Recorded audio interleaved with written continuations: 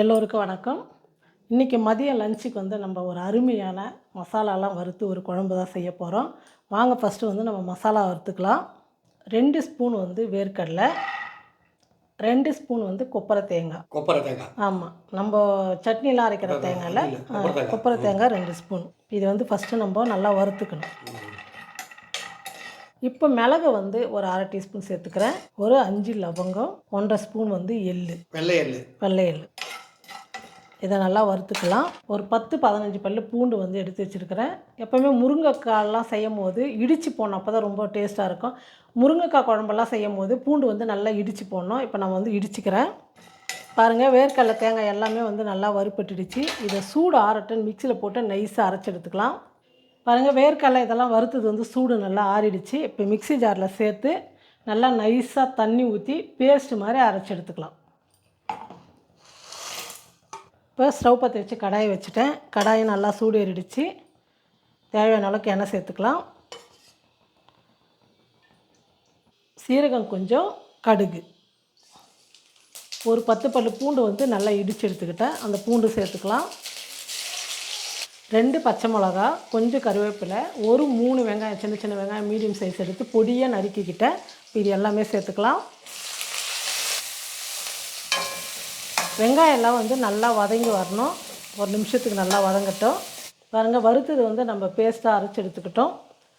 இதே மிக்சி ஜாரில் 2 தக்காளி, கொஞ்சம் கொத்தமல்லி, இது வந்து நைஸாக இதையும் பேஸ்ட் மாதிரி அரைச்சிக்கலாம். எல்லாம் ஒன்றா போட்டு அரைச்சிக்கலாம்ல? அப்படி அரைச்சா அது எள்ளுலாம் வந்து நைஸ் ஆகாதில்ல.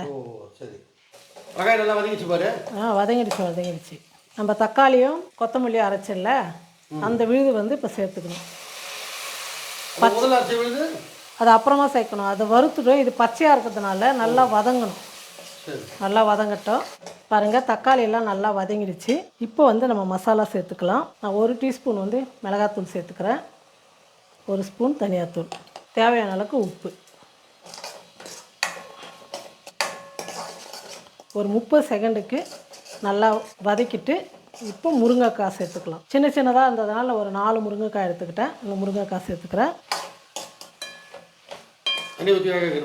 முருங்கைக்காய் தண்ணி ஊற்றாமல் எப்படி வேகும்? இல்லை, வதங்கணும். நம்ம அரைச்ச விழுது சேர்க்கணும். இப்போ தான் வதக்கி கலந்து கொடுத்துட்டு தண்ணி சேர்த்துக்கலாம். இது வேஸ்ட் பண்ணாமல் தண்ணி ஊற்றிட்டு தேவையான அளவுக்கு நம்ம தண்ணி சேர்த்துக்கலாம். காயெல்லாம் வேகணும்ல, இல்லை தண்ணி இன்னும் வேணும்.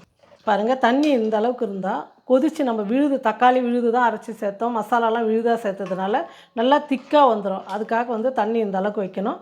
முருங்கைக்காய் நல்லா வேகட்டும். இது மேலே தண்ணி சேர்க்க வேணாம்? இல்லை, வேணாம், போதும்.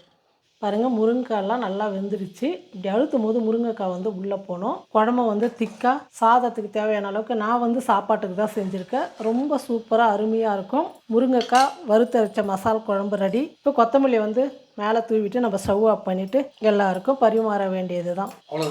அவ்வளோதான். இன்றைக்கி தான் நம்ம வீட்டில் வந்து இன்றைக்கி ஒரே ஒரு குழம்பு. ஆமாம், தயிர் இருக்குது, ஒன்று சாப்பிட்டுக்கலாம். ஏன்னா நேற்று தானே ரசம்லாம் வச்சோம். அதனால் வந்து இன்றைக்கி ரொம்ப சிம்பிளாக வெறும் முருங்கைக்காய் மட்டும் வச்சு குழம்பு ரெடி பண்ணியாச்சு. கோயம்புத்தூரில் இருக்கிற மக்களுக்கு வந்து கண்டிப்பாக தெரியும். நம்ம ஊரில் வந்து விட்டு கொஞ்ச நேரம் வெயில், மழை, இடி இப்படி தான் இருக்குது 2-3 நாளாக. அதனால் வந்து நல்லா சூடான சாதத்தோட இந்த வறுத்தரைச்ச முருங்கைக்காய் மசாலா குழம்பு சாப்பிட்டு மதியம் மழை இறங்கிடுச்சு. இப்போ நல்லா இருட்டாக தான் இருக்குது. நாங்கள் இருக்கிற ஏரியாலலாம் சூப்பராக செஞ்சாச்சு. மதிய லஞ்சு வந்து சிம்பிளாக ஒரே ஒரு குழம்போட முடிச்சாச்சு. ஆமாம், நானும் சிம்பிளாக தாங்கிறேன்ல.